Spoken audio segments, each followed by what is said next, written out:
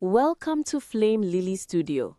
This is a space for powerful stories about love, marriage, choices, and restoration. Each story is created to teach, encourage, and remind us that even in our hardest moments, God is still at work. Thank you for being here. May this story bless you. 3 women, 3 marriages. All of them looked successful from the outside. One had almost nothing, yet slept in peace every night. One had comfort, but was never satisfied. One had wealth, but cried herself to sleep in silence. They were friends. They met every week, and without knowing it, comparison was quietly destroying their lives. This is not just a story about marriage. It is a warning, because sometimes the thing you envy is the very thing killing someone else. Stay till the end. The outcome will change how you see love, faith, and contentment forever. Grace often said that marriages did not fail suddenly. They cracked quietly, first in the heart, then in the mind, and only later in the home. The 3 women had been friends since their early 20s. They had shared cramped hostels, borrowed dresses, late-night prayers, and dreams that felt too big for the lives they were living at the time. Back then, they believed love would fix everything. Now they were all married. And love, it turned out, was not the same thing in every home. Grace. Grace was the first to marry, and some people said she married too simply. Her husband, Daniel, was not impressive by society's standards. He did not drive a fancy car or wear expensive watches. His hands were rough from honest labor, and his pockets were often light. But his eyes were steady, and his word was firm. Grace noticed those things. Their wedding was small. No excess, no debt, just joy, prayer, and quiet confidence that God was with them. When they moved into their first apartment, a single-bedroom place with creaking floors and thin walls, Grace stood in the middle of the room and smiled. "This is enough," she said, and she meant it. Their life was not easy. Daniel worked long hours. Some months were tight, painfully so. Grace learned how to stretch food, how to reuse what others would discard, how to pray instead of panic. Every morning before Daniel left for work, they prayed together. Not long prayers, honest ones. "Lord, help us today. Give us strength. Thank you for what we have." Grace never complained, not because life was perfect, but because she believed gratitude protected the heart. She had learned that envy crept in when appreciation left. She did not compare her marriage to others, not to Stella's wealth, not to Trish's comfort. She had made a decision early. Comparison would never live in her home. And because of that, peace did. Trish. Trish married second. Her husband, Michael, was a good man, responsible, kind, steady. He had a reliable job and provided well. They lived comfortably, nothing extravagant, but nothing lacking either. At first, Trish was happy.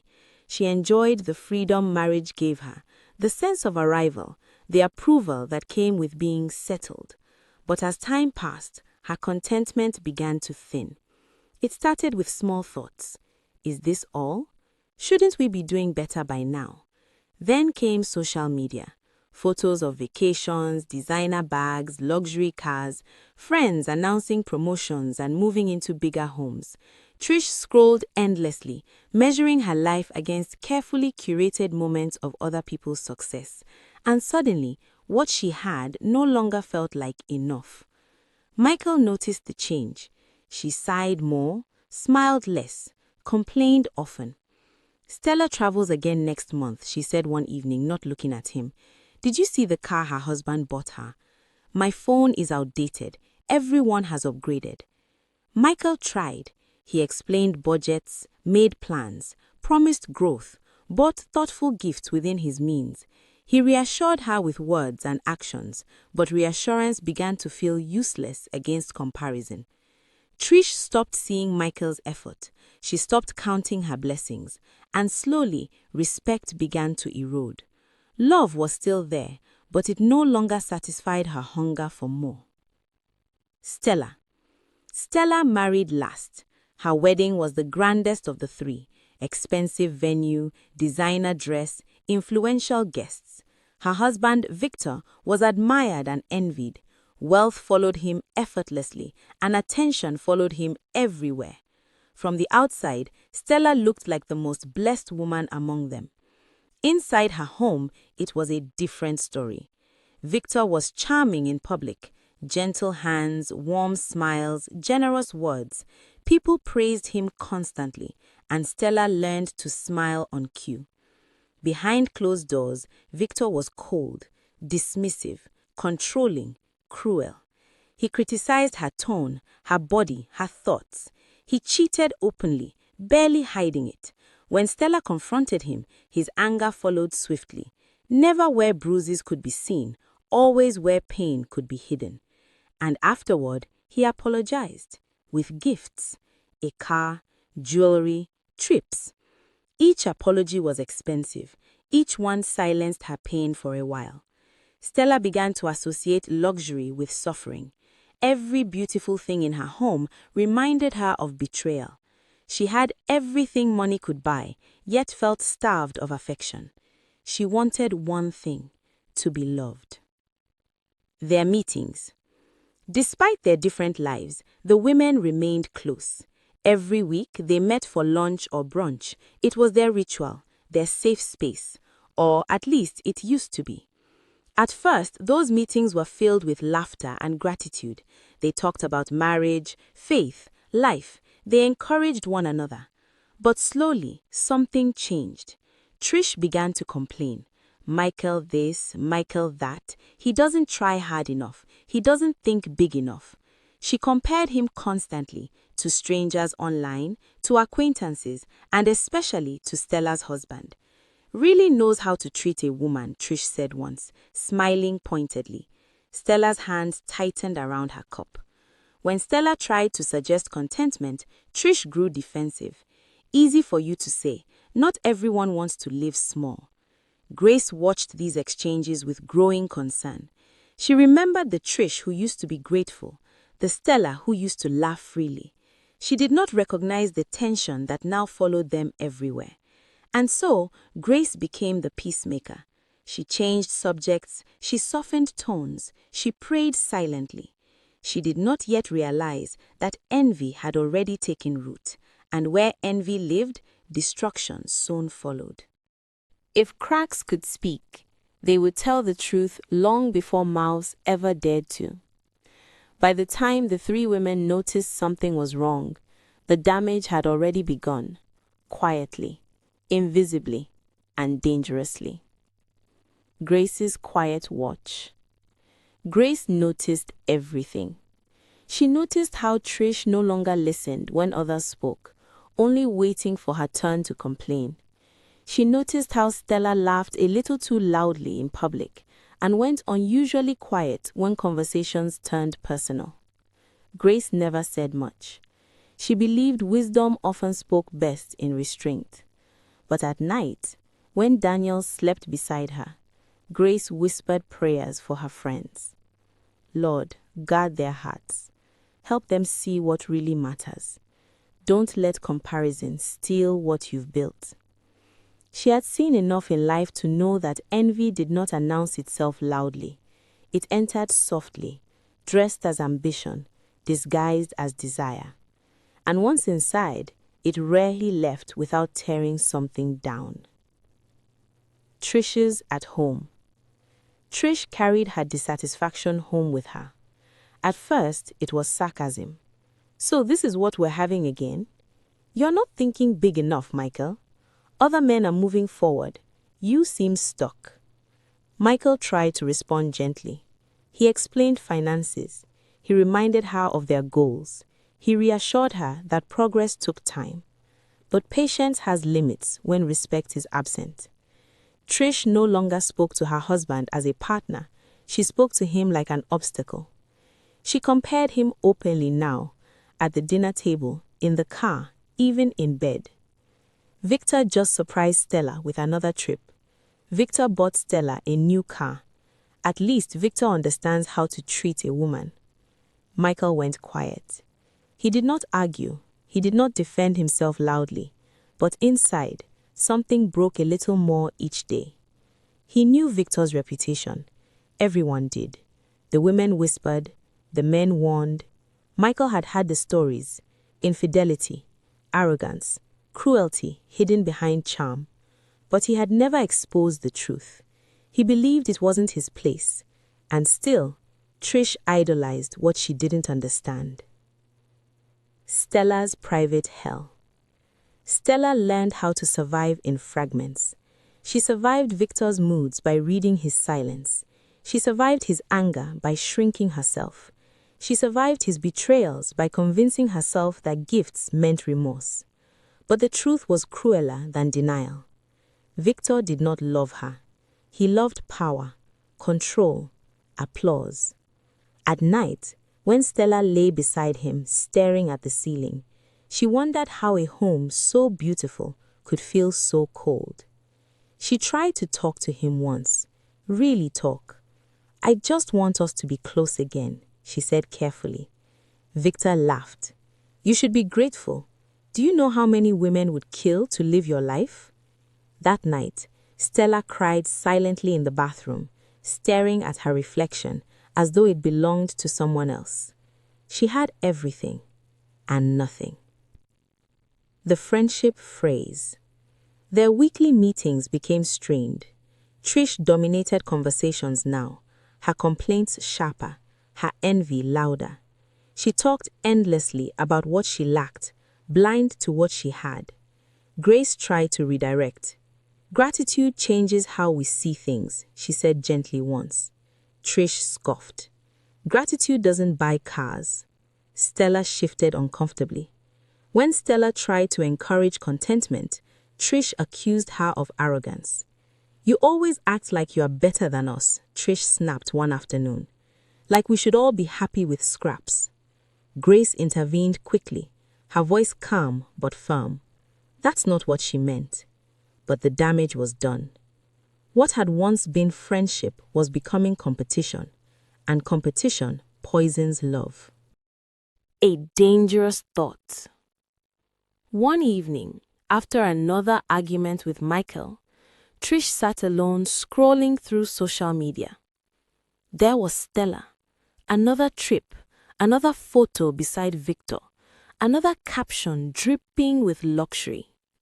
Something twisted inside her. Why her? Why not me? Am I not just as beautiful, just as deserving? The thought arrived uninvited, but she didn't push it away. If Victor wanted me, then maybe the problem isn't me. That thought lingered, then grew, then hardened. Trish began dressing differently when she knew Victor would be present, laughing louder, standing closer, seeking his attention. She told herself it was harmless, but lies always sound reasonable to the person telling them. Michael's breaking point. Michael noticed. He noticed the late nights, the sudden obsession with appearance, the disrespect that had turned cruel. One night, after Trish compared him to Victor yet again, Michael finally spoke. "I love you," he said quietly, "but I don't recognize you anymore." Trish rolled her eyes. "You're just insecure." Michael looked at her for a long moment. "No," he said softly, "I'm heartbroken." That was the moment something inside him shifted. He prayed that night, not for wealth, not for success, but for clarity. And clarity came. Meanwhile, Stella watched Grace closely. Grace never complained, never compared, never envied. She smiled easily, loved deeply, walked lightly. One afternoon, Stella asked her quietly, "How are you always so peaceful?" Grace smiled. I decided a long time ago that peace was worth more than appearance, she said, and that God's approval mattered more than people's applause. Those words stayed with Stella. That night, Victor returned home late, again. He tossed a small velvet box on the bed. For you, he said carelessly. Stella stared at it. For the first time, she didn't open it. A storm approaches.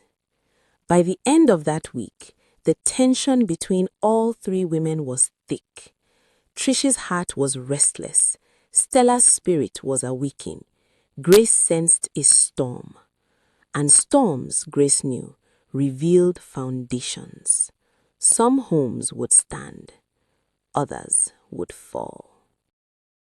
Storms never ask permission before they arrive. They gather quietly, cloud by cloud, until suddenly the sky breaks open and everything beneath it is exposed. Trish crosses the line. What began as a thought became intention. What became intention soon demanded action. Trish no longer hid her fascination with Victor. When the three couples attended gatherings together, she positioned herself closer to him. She laughed too loudly at his jokes, touched his arm when she spoke, met his eyes for a second too long. Victor noticed, and he smiled, not with interest but with amusement. To him, Trish was not temptation, she was proof. Proof of his power, proof of his ego, proof that admiration followed him everywhere. Trish mistook that smile for encouragement. The night she made her move, she told herself it wasn't betrayal, it was destiny correcting itself. She told herself that if Victor wanted her, then it meant she deserved more than Michael had given her. She sent the message, carefully worded, suggestive, bold. Victor read it and laughed. The public humiliation. The dinner party was elegant. Couples dressed in their finest, laughter filling the air, glasses clinking in shallow celebration.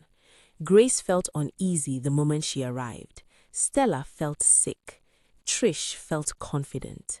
Halfway through the evening, Victor raised his glass. Before we continue, he said smoothly, I think honesty deserves a place at the table. He turned to Trish. You see, he continued, some people mistake generosity for invitation. The room fell silent. Trish's smile froze. Victor pulled out his phone. And some people, he said, forget their vows. Gasps followed as he read her message aloud, every word exposed, every intention stripped bare. Michael stood slowly. Grace's heart pounded. Stella felt the floor disappear beneath her. Trish's face burned with shame. Victor shrugged. I thought everyone deserved to know, he said lightly. Transparency is important. Michael did not shout. He simply walked out. The aftermath. The days that followed were unbearable. Trish cried, screamed, blamed. She blamed Victor. She blamed Grace for judging. She blamed Stella for showing off. And most of all, she blamed Michael. If you had been enough, this wouldn't have happened, she said bitterly. Michael listened once more. Then he packed a bag. I loved you faithfully, he said quietly, but you loved comparison more than truth. He left, and the silence he left behind was louder than any argument. Trish alone. For the first time in years, Trish was alone with her thoughts. No distractions, no audience, no one to compare herself against. Only the wreckage. She replayed every moment, every complaint, every insult, every time she dismissed love as insufficient. She knelt one night on the cold floor, tears soaking into the carpet. God, she whispered, what have I done? And for the first time in a long time, she did not pray for more. She prayed for mercy. Victor tightened his grip. Victor enjoyed the chaos. He came home smug, energized by the damage he had caused. "You see," he told Stella, "even your friend wanted me." Stella said nothing. "You should be thanking God for me," he continued. "Women bow for less." That night, he reminded her, cruelly, that wealth was her shield and her cage. "You think you'll survive without this?" he sneered. "You'd be nothing." Stella looked around her home. The art, the furniture, the jewelry. For the first time, she saw chains. Grace stands firm. Grace visited Trish quietly. She did not accuse, she did not lecture. She sat beside her friend and listened. "God is not done with you," Grace said gently, "but he can't heal what we refuse to acknowledge." Trish wept. Grace prayed and left. Grace also checked on Stella. Stella did not speak much, but her eyes, once dull, were changing. The decision. That night, Stella packed a single suitcase. Not clothes, not jewelry, documents, memories, courage. Victor laughed when he saw it. "You won't last a week," he said. Stella looked him in the eyes. "I'd rather have peace than luxury," she replied, and she walked out. The calm after chaos. Grace returned home that evening to Daniel. She told him everything. He held her hands. "We did what we could," he said. "The rest belongs to God." They prayed together, like they always had. Outside, storms raged. Inside, peace remained. Restoration never looks the way people expect it to. It does not arrive with noise or instant rewards. It comes quietly, wrapped in humility, patience, and truth. And it only settles where hearts are willing to change. Trish, the weight of consequences. Life after Michael felt unbearable. The house was too quiet, the mirrors too honest. There was no one left to blame without hearing her own voice echo back the truth. Trish discovered quickly that loneliness was not the punishment, clarity was. She replayed her marriage over and over in her mind, not just the humiliation, but the small moments she once dismissed. Michael praying over meals, Michael working late to provide, Michael listening when she complained without defending himself. She had mistaken patience for weakness, contentment for failure, love for limitation. And now, love was gone. Trish tried calling Michael. He did not answer. She fasted for the first time in years, not for blessings, but for understanding. During those days of prayer, her pride cracked open. She wrote letters she never sent, apologies she practiced without knowing if they would ever be received. God did not rush her healing. He allowed her to sit in the consequences of her actions long enough for humility to grow roots.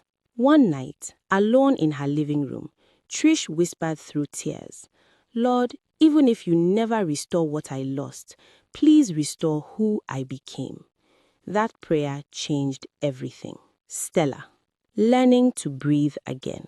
Stella moved into a small apartment far from the life she once knew. It was quiet, plain, safe. At first, the silence scared her.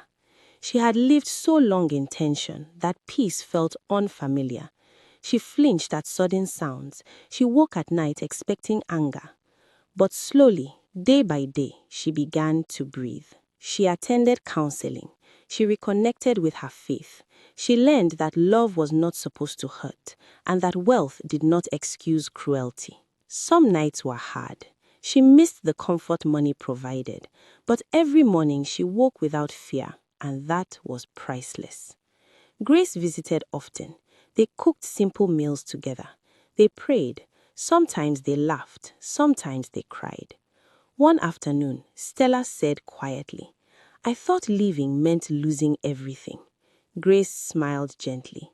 "No," she said, "leaving meant saving your life." Stella's strength returned, not loudly, not quickly, but steadily. Grace. Faith rewarded. Grace and Daniel never noticed when their breakthrough began. It came disguised as opportunity, as favor, as doors opening where walls once stood. Daniel received a promotion he never expected. Grace started a small business that flourished beyond imagination. Bills that once terrified them were paid easily. They moved into a better home, not extravagant but comfortable. What changed most was not their income, it was their gratitude. They prayed even more than before, gave generously, supported others quietly. Grace never bragged, never compared, never forgot where they started. One evening, Daniel looked at her and said, "Do you realize God has done what we once only prayed for?" Grace nodded. "Yes," she said, "and he did it without changing who we are." Crossing paths again. Months later, the three women met again. Not at a cafe, not for brunch, but at church. Trish sat alone, head bowed. Stella arrived quietly, taking a seat near the back. Grace noticed them both. After the service, Grace approached first. Trish stood, tears in her eyes. "I was wrong," she said, "about everything." Grace hugged her without hesitation. Stella joined them. No bitterness, no competition, only understanding. They talked for a long time that afternoon, not about what they lacked, but about what they had learned. Trish spoke of humility. Stella spoke of freedom. Grace spoke of faith. They were different women now. Wiser, softer, stronger. Michael's return. Weeks later, Michael reached out. He agreed to meet Trish, not with promises, not with certainty, but with openness. Trish did not beg. She did not demand forgiveness. She listened. She owned her mistakes without excuses. "I don't expect restoration," she said, "but I wanted you to know I've changed." Michael saw it. Not perfection, but truth. Healing, they learned, was a process. Whether their marriage would fully restore was uncertain, but something better had already begun. Honesty, the lesson. Time passed. Lives settled. And the story of the three women became a quiet lesson spoken without words. That love without gratitude breeds greed. That wealth without respect becomes bondage. That faith, when genuine, sustains through every season. Gracie's marriage stood strong. Stella's life found peace. Trish's heart found humility. Different outcomes, same God, and each woman finally understood. What you build your marriage on determines what remains when everything else is shaken. The end. The three women were still friends, but now their conversations were different. They spoke of growth, of healing, of grace, and above all, they spoke of a God who restores, not always what we want, but always what we need. The end. If this story spoke to you, don't forget to like, subscribe, and share. More Christian stories that teach, heal, and restore are coming. God bless you and thank you for watching.